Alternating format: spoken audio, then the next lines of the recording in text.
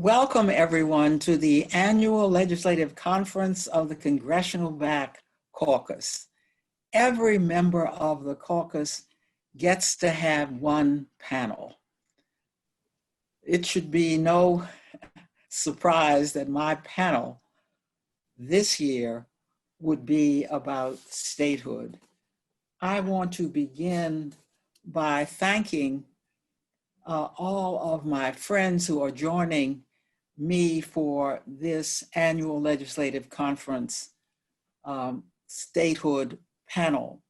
They have all been critical to our work on DC statehood. They are, just to run down the list, they are Senator Chris Van Hollen. He will be critical because the Senate is the next grand show, and I do mean show, for DC statehood.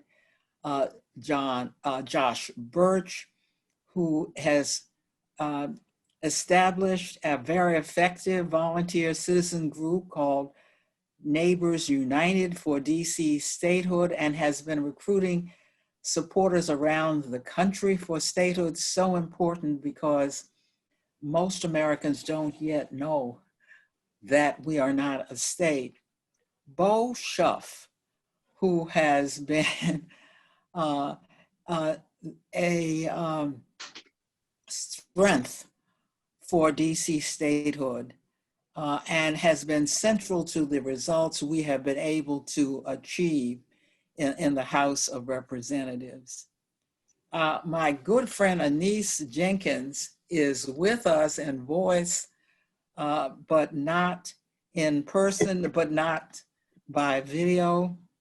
Anise is among the oldest, not by age, but has been there for statehood ever since I have been in the Congress. She has been the most faithful organizer of DC statehood in the almost 30 years I have been in the Congress of the United States. Now, I simply want to begin. I'm going to ask each of our panelists to give some brief remarks, but I just want to set the stage by indicating how far we have come. We have passed the DC statehood bill for the first time in 119 years of American history by a vote of 232 to 180. That is overwhelming passage. Remember, when the land was given by Maryland and Virginia, and we have the Maryland senator with us today, those Maryland residents, those Virginia residents had the vote in the House. And one of the first things, indeed, the first thing they did was to protest that when they became the District of Columbia, somehow their vote vanished. They did not expect that. They are getting back their vote. They are now the District of Columbia. We are the only democratic nation that denies the vote to the residents of their own district, of their own nation's capital. Yet the District of Columbia pays more taxes per capita than any state, than any district in the United States, and pays more in federal taxes than 22 states. We shine in other ways as well. We are larger than two states, have more residents than two states that have two senators, Wyoming and Vermont. We have a budget of almost $16 billion. That is more than the budget of 14 states.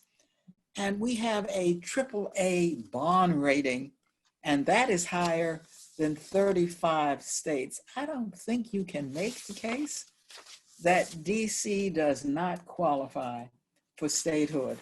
So what I'm going to start with is a few remarks from each of our panelists on what they have to say about DC statehood, beginning with Senator Van Hollen.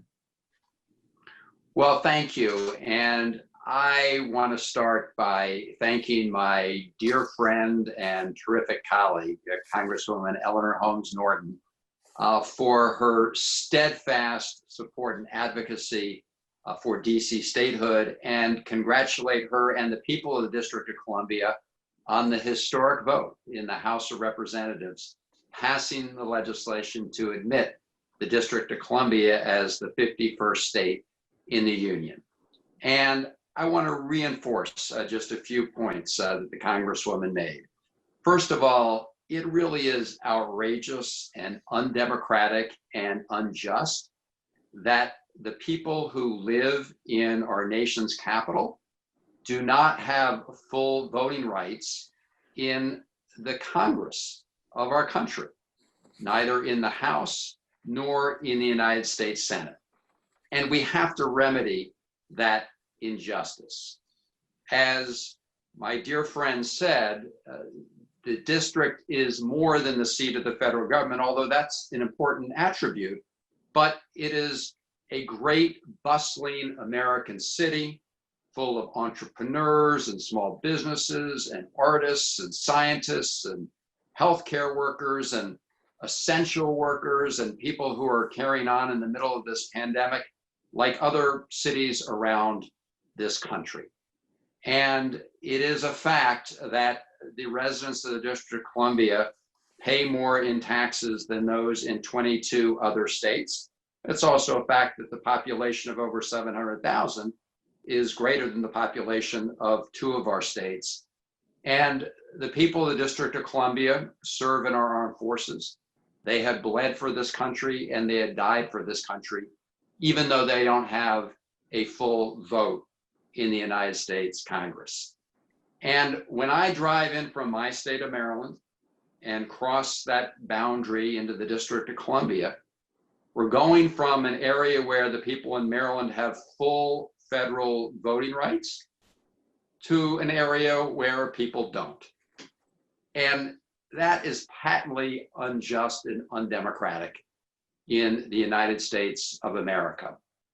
I also serve on the Appropriations Committee, where I watch senators from other states treat the District of Columbia like they would never tolerate others interfering in the affairs of their own states, trying to condition monies or policies that have already been approved by the District of Columbia Council and the mayor. And that is unacceptable. Just like it was unacceptable to have the President of the United States, when we had protests here as part of the Black Lives Matter movement, threaten to federalize the DC police and take over the DC National Guard because the district is not a state. So we saw the historic vote pushed by Congresswoman Eleanor Holmes Norton, a big vote. Now the United States Senate needs to take this up. And the first order of business of the next president and vice president of the United States needs to support DC statehood as part of the first 100 days agenda. And the United States Senate needs to pass that legislation as part of the first 100 days agenda. That is what we need to do to live up to the spirit of democracy in the United States. So let's get it done. Oh, thank you, Senator Van Hollen. Bo Schuff, would like to hear from you next. Sure, I appreciate it. And thank you, first of all, Congresswoman, for including DC Vote and myself in this panel.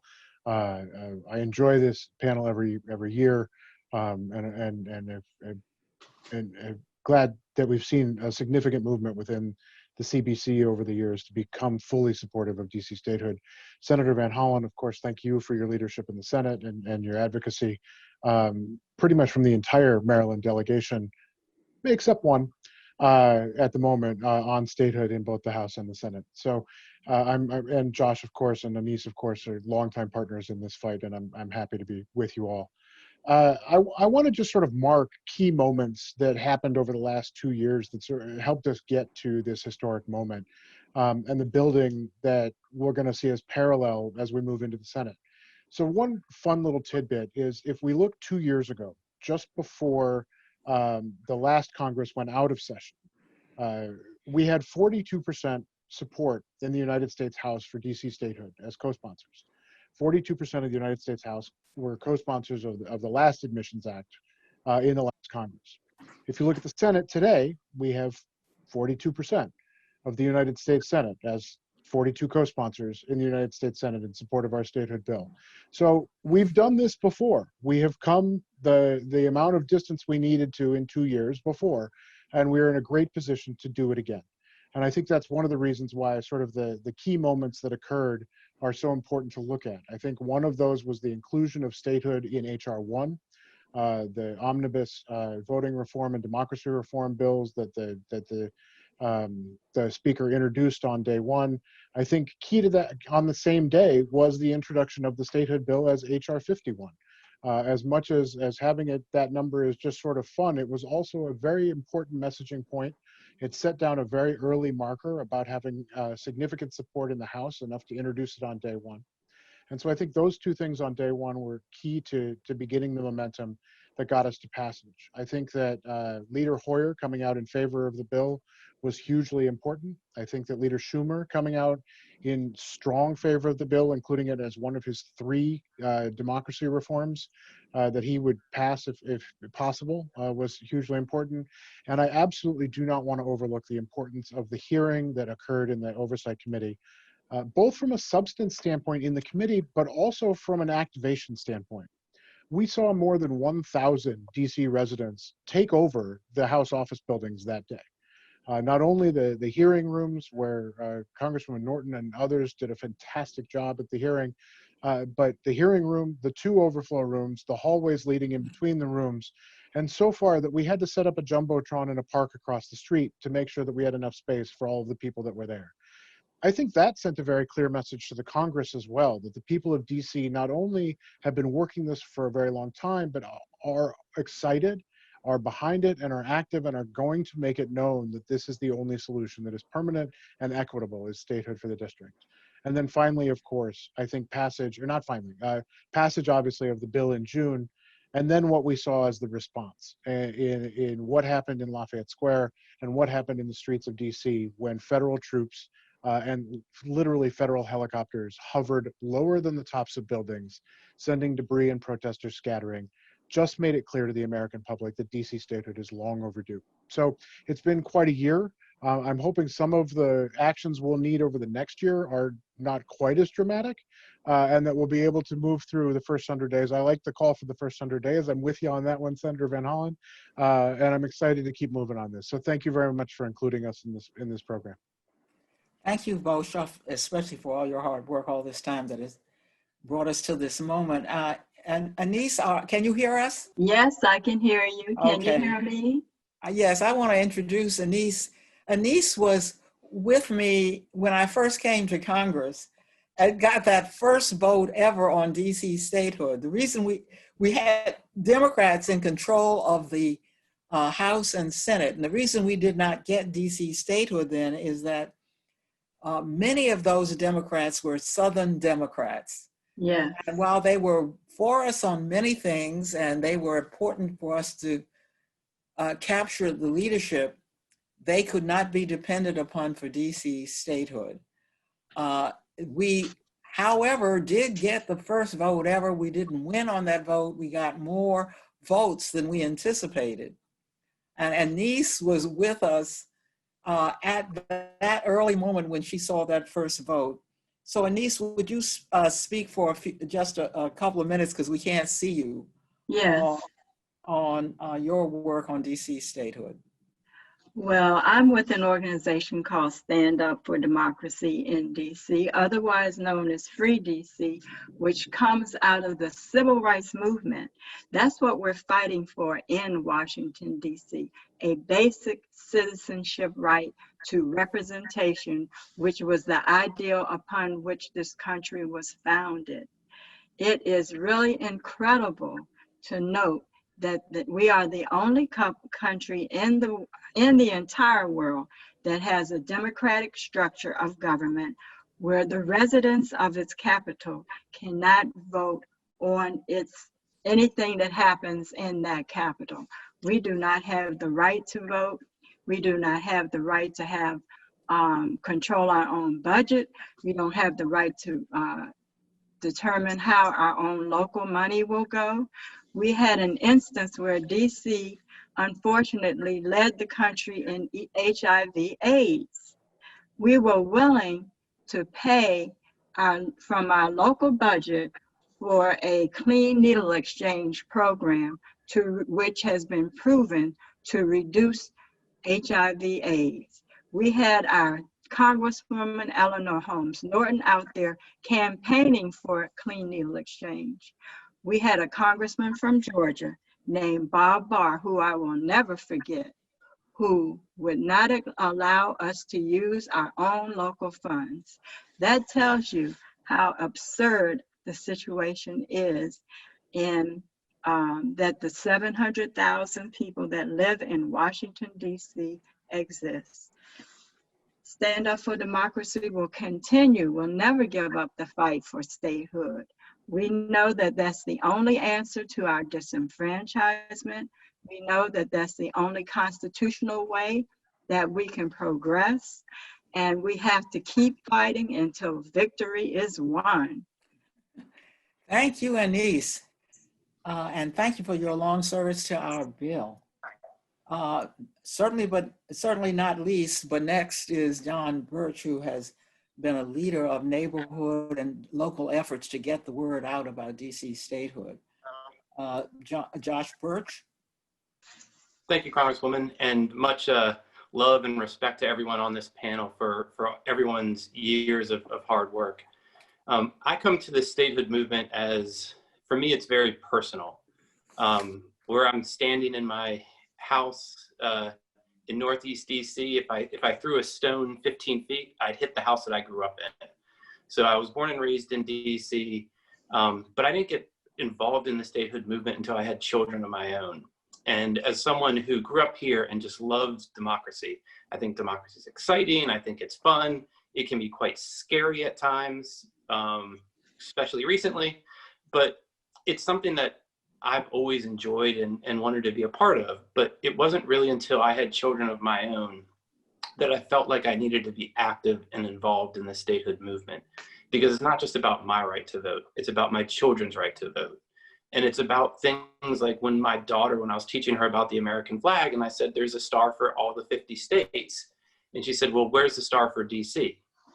So what's that tell a child when the symbol of your country represents everybody but them? And that's something as a parent, as a human being, I wasn't willing to sit on the sidelines and say, well, other people will take care of that problem for us.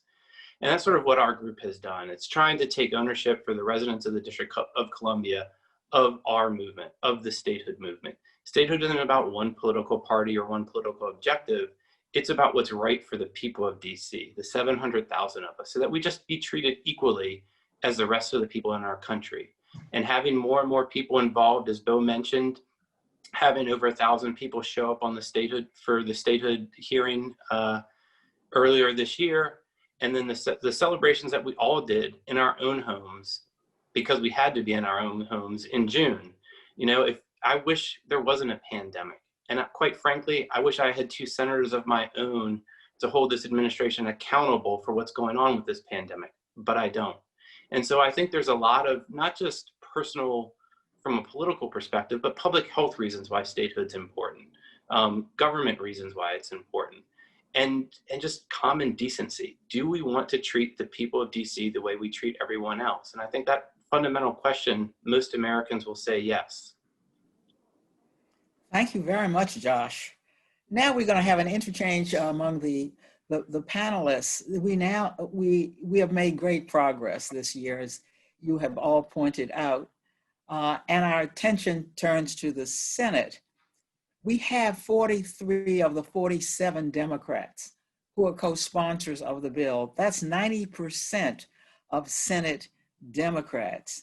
This is by far a record. So we want to discuss strategies for the Senate now that we have prevailed in the House. So I suppose I should go first to the Senator. Senator Van Hollen, I certainly appreciate the work you have done. You have taken to the Senate floor when we had nobody to speak for us. For example, when we were left out of the CARES Act, your advocacy was absolutely central to letting people know that that wasn't just us crying for ourselves, and that it had implications nationwide. we were treated as a territory instead of a state. We're in the HEROES Act. That still has not been corrected. We expect it to be corrected. So as a member of the Senate, I'd like to ask, what do you think not having senators, what practical effect does that have on the District of Columbia and its residents? Well, it hurts. It hurts the people of the District of Columbia, and you know, I've worked hard to try to make sure that I'm sort of like for the moment, the surrogate senator who can help look out for the interests of the people of the District of Columbia. That's and I what will you've do my been. best. And thank you for recognizing my efforts on the floor of the Senate. But the reality, as we all know, is there's no substitute for each state having two senators of their own, not just on the floor of the Senate, but also in Senate committees, whether it's the Appropriations Committee or other committees. And that's why the people of the District of Columbia deserve to have those two senators. I look forward to working with those two senators, because I think the District of Columbia and Maryland and Virginia as a region need to work together for our success. But the district needs two senators whose full time, 100%, is devoted to looking out for the interests of the people of the District of Columbia. And that's why it's so important that we get this done. As I said, I've watched other senators on the Appropriations Committee treat through the appropriations process. The needle exchange program was mentioned, other issues, whether it's gun safety or, you know, the district's decisions on its marijuana laws. Those are issues for the people of the District of Columbia, and we need those reinforcements there to make sure that we stand up for the people of the district. And that's nothing can substitute for two members who live there. Yeah, and you point out that one of the issues where we are, the marijuana laws, where you have 11 states who have already made marijuana legal, and here we are still having to struggle with that. Of course, we were able to get it done in this appropriation because we took over the House, but that could be nullified in the Senate, and the Senate still hasn't passed the DC statehood bill. So I want to go to the other panelists, Josh and Anise and Bo. We got some attention, we the city, after tear gas was used in Lafayette Square on peaceful demonstrators. I don't know whether you believe that had an effect on statehood, but we saw that our National Guard was federalized. I have since gotten that taken care of in an appropriation bill. I'm looking for ways to highlight the inequalities so that other Americans know that we don't enjoy the same rights, ways that might stand out. That's why I cite the federalizing of the National Guard, and at least allowed us to speak out on how that couldn't happen to your National Guard. And again, we've gotten that changed in the pending bill, but people need to hear from all of you ways that are manifest that you yourselves as district residents are not treated as they are. Would any of you, three of you, like to say anything to that? Yeah, I'm happy to start, and I'm sure that the others have opinions on it as well. I think it absolutely, to get back to the base question of did that moment have an impact on statehood, I absolutely think so. Not only what we saw in Lafayette Square, but the threatening of the ability of the president to take over our local police force, I think resonated completely differently with Americans than we've seen other issues resonate. That's a very easy one for us to explain to the general public across the country. Is like, this could not happen to your local cops, your local police force. And as we are in an environment where the abuses by police are being examined, and where over policing is being examined, and where calls are to defund the police, At the same time, we have a federal government taking over a police force against its own citizens, just took it to the next level. So I think that one incident was hugely impactful, but there are day-to-day impacts with how it impacts our court system and the fact that we don't have complete control over our judicial system. If you are arrested in DC, it is a federal case, no matter what the crime is. And these are other things that we have been able to make the argument to. Honestly, though, the one that is the most successful that when I talk to folks from different cities and states is the wet wipes bill, because of how ridiculous it was that somebody tried to overturn a locally passed ordinance on how we label wet wipes. And so, it isn't just what we're seeing in the last 6 months. This has been going on for decades or centuries. But the ridiculousness of the wet wipes bill is actually really good for communicating outside the district as well. I would like to say the example of the needle exchange is extremely important because you're talking about life and death. You're talking about people being able to spend their own local funds and not being allowed to by someone that they didn't vote for, someone who represented a state, Georgia, who knew nothing about the residents of the District of Columbia. That was just outrageous. And the HIV/AIDS incidents dropped extremely when we were able to implement needle exchange, clean needle exchange. Well, that couldn't be a better example. I was able to get that off, but it took me 10 years to get it off. And only when some Republicans came over to our side was I able to get that done. Bo, did you have something you wanted to say on that? Oh, I was just going to add 2 points. One is when you look at not just the local judiciary, as Bo pointed out, but the Supreme Court and the federal courts, all judges and justices are confirmed by the US Senate. That means all the laws that we have to live under that are ultimately, that are challenged and vetted by the Supreme Court, these justices get their authority without the consent of the people of the District of Columbia, and we still have to abide by that. So on a daily basis, whether it's a Supreme Court decision or a federal court decision, the people of the District of Columbia had no say in that. So I think that's not just fundamental to democracy, but the legitimacy of our judicial system. We're shut out of that. I also think from a more practical point of view of having 2 senators, in my day job, I'm in the environmental field.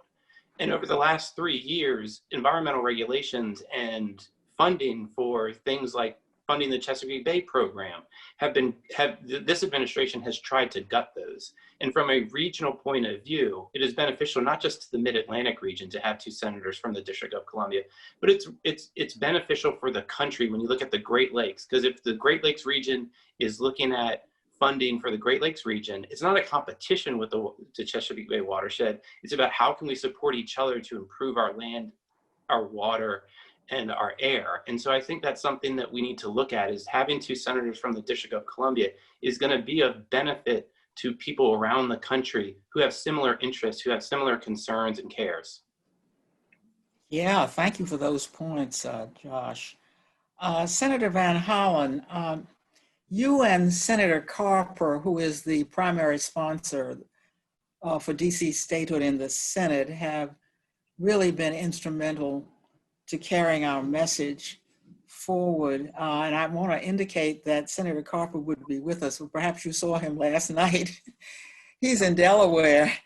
You saw him last night nominate Joe Biden, and he is going to continue in Delaware, and that's why he isn't with us.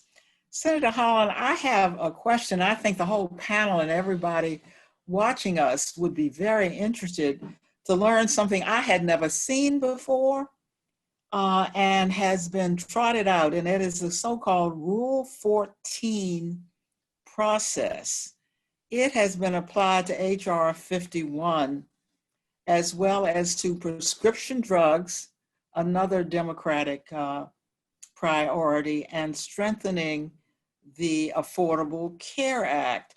And so to those who are watching us, what this means, and Senator Van Hollen will know more about this than I will, it means that the bill will not go through the usual process of being referred to committee, and that takes time. Sometimes there's even more than one committee, but instead is put directly on the Senate calendar. Senator Van Hollen, for us, this is historic for DC statehood to be put on the Senate floor, as it were, as I speak. What do you think are the consequences of including this increased attention to the bill by putting it into the Rule Prop 14 process, which I have never seen invoked? Perhaps it has been. I certainly haven't seen it invoked before. Well, you're right. That's a process. It's a rule that we use in the Senate to keep something before the full Senate as a way of expediting consideration. It doesn't have to go through the long committee process. Sometimes you want a bill to do that, but in this case, what we'd like to do is keep that bill, DC statehood bill, right in front of the full Senate and keep working to bring it up for a vote by unanimous consent requests or other methods to keep the pressure on. Because so long as it's right there on the Senate calendar, it's easier to call for things like unanimous consent to at least get a vote on that motion and keep the issue front and center before the United States Senate. Of course, the ultimate goal is to bring it off that calendar and get it passed with the necessary votes for passage. Well, this is what having allies in the Senate is all about. We would not have known to do that, and they put us right up there, and they put us right up there with national bills like the ACA. So it's very, very, Well, very. that's right. That's right. And I do want to say it's been great to work with our partners. You mentioned Senator Tom Carper, and I want to thank him for his longtime efforts. And we're teaming up along with others to make sure in the Senate we do the right thing as you did in the House. And you've already made progress. We had the Democratic Senate group, and the Senate, and I may have its name wrong, succeeded in getting a Senate hearing on DC statehood right after our bill was passed. This, I guess, is to Josh and Anise and Bo, because all of you have been deeply involved in the grassroots support we have built for DC statehood here and around the country. I mean, it is your work that has recruited over 100 national and local organizations. So I'd be interested to hear how you plan to continuing to work now that you've got a bill in the Senate with these national groups who may be key to getting the message around. Sure. I mean, I think that the National Coalition for Statehood, which we started building about 3 years ago, let me rephrase, reactivated about 3 years ago, I should say. There had long been a coalition in support of statehood, and long been groups working on it, and the goal was to be strategic in how we recruited back some members of that coalition that had walked away from it for a bit, and recruit some new ones. If folks have not seen, the Center for American Progress just released a piece on their website today calling for statehood. We saw the ACLU release a very lengthy one last week or 2 weeks ago. And so we're now seeing organizations go beyond signing letters and sending emails to really taking editorial positions, to taking positions of holding elected officials accountable. We have 10 different national organizations that are going to score the HR 51 vote on their congressional scorecards. And say what scoring means. Say what scoring means. Sure. So membership-based organizations will set up a rubric of important legislation, things that are important to their members. And they will list all of those pieces of legislation and how each member of Congress voted on it. And that's how they determine who they're going to support as an organization and who they're going to endorse for their members. Whether they endorse for or against will stay nonpartisan in that space, but the scorecards are what guide that. And to have HR 51 included in scorecards, in some cases I know is the first time ever that a DC statehood bill will be included in scorecards, and for some organizations it's upping their commitment. And so our work with the national table is going to be to continue to help us with the pivot to a real direct conversation in states, to talk to members across the country, to get them to talk with their elected officials. We are presently working in Alaska, for example, because even Senator Murkowski has opened a small door, telling NBC News that if it was resident driven, she would pay attention. So we're going to make sure she pays attention. That's the work that we're going to keep on doing as we move into pivot to the Senate, and as we look at how do we get through the Senate, whether that's with 60 votes or 51 votes or any other way. Yes, Bo. Josh, Yeah, I'm sorry. Josh. I think the other thing that we've been transitioning to is we've done a lot of focus on who's in the current U.S. Senate and where do you stand on this issue. And we know a bunch of people in the current U.S. Senate do not support DC statehood. So we've gone to their opponents and we said, do you support DC statehood? And their opponents, many of whom have said yes. And so how do we give our time, money, and energy to make sure that statehood supporters become the new senators in the new Congress? It's that simple. We've spent a decade working in the U.S. Senate trying to round up votes for the statehood bill. We're at 43 yes votes, maybe a few more of existing senators. That's not 51, and that's certainly not 60. And so the next step is, do you support statehood or don't you? And if you do, we will help you become a U.S. senator. If you don't, we hope you leave. That gets to their heart and soul. Here's my last question for all of you, for the entire panel. Senator Van Hollen, you may recall that once our statehood bill passed, understanding that Senate Republicans are not for statehood, you would have expected them to stay quiet. Instead, it shows you they're afraid of the progress we've made. Senator Tom Cotton of Arkansas took to the floor with a number of other senators to denounce what the House had done and what the Senate was not even about to do at the moment. And I recall that in his remarks, he talked about his own state, which is smaller than the district by population, but then he said it had 3 times as many workers in mining, if we loved this, in mining, logging, and construction, which must be obviously what counts when they're deciding who will be states of the United States. And by the way, there are no qualifications to become states. He also pointed out that there were 10 times as many workers in manufacturing. So he was somehow trying to tell the American people that if you are not in industries like that, as what he said, as well-rounded as they are, but like Washington, where there are a lot of lobbyists, then obviously you shouldn't be a state.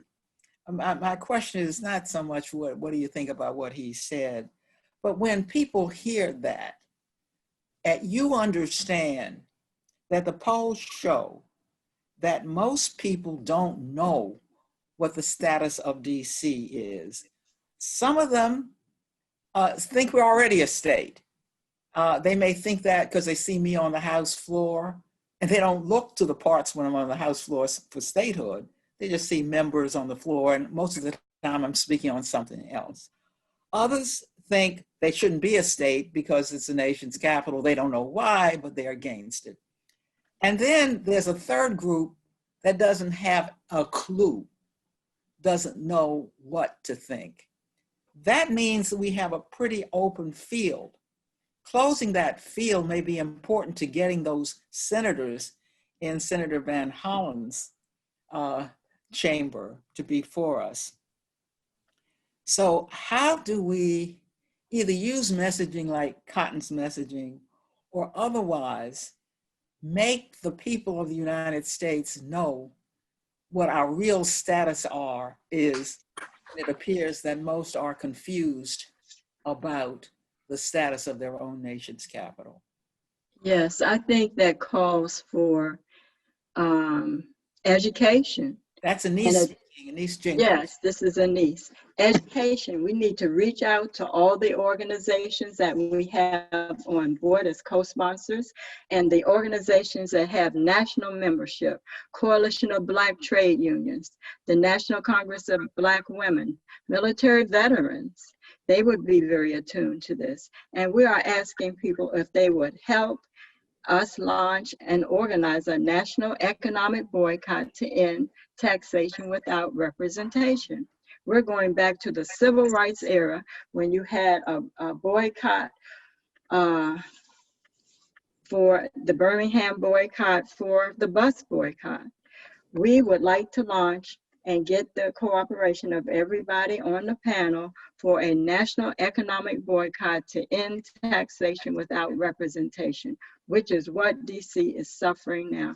That is an ideal upon which this country was founded and which should be put to an end right here in DC.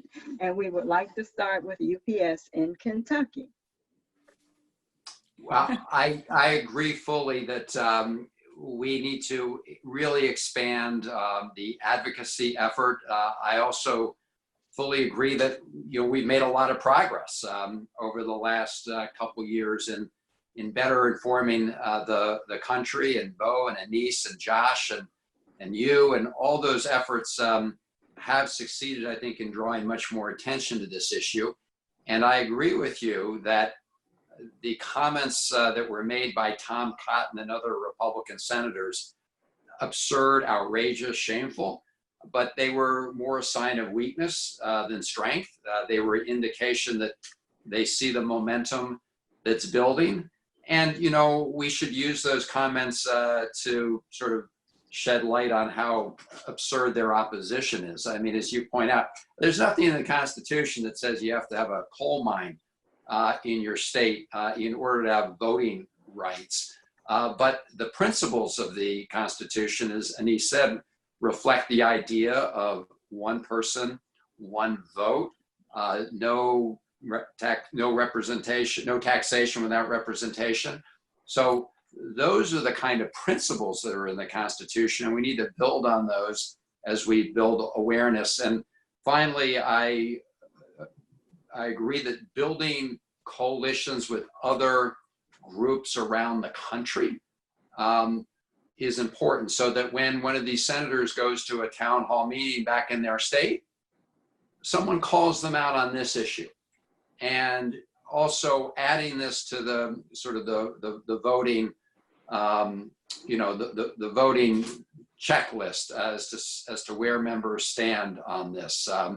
That's another way to hold people accountable, because the overwhelming majority of Americans, I'm confident, agree with us on this issue when they're fully informed. And so we just need to continue to press our case and hold people accountable. Of course, that's why we need two senators in the District of Columbia, so the people of the district can hold them accountable. But in the meantime, let's go out and hold these other members accountable for, people give speeches on the floor of the Senate all the time about the importance of democracy around the world. Let's make it real here at home. Thank you, Senator. Josh? Yeah, when Senator Cotton made that comment, I mean, first there was a gut level where I was like, I bet I'm a better timber guy than he is, having a background in the environmental field. So I'd happily cut wood as a competition for statehood with Senator Cotton any day of the week.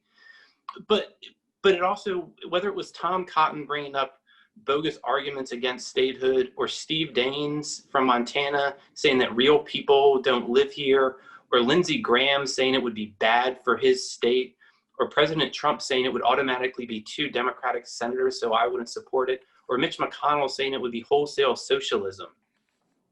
They're saying the quiet part out loud. And so I want them to keep talking, they don't have constitutional objections to DC statehood.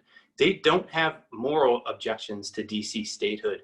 It hurts them because the people in the district don't look like them, nor do we vote like them, and they are opposed to it. So I hope they keep talking, because quite frankly, I'm pretty much a nobody, but they're senators. And when they have microphones in front of their faces, people pay attention, and they're giving us free advertising while DC statehood is morally right, just, and constitutionally sound.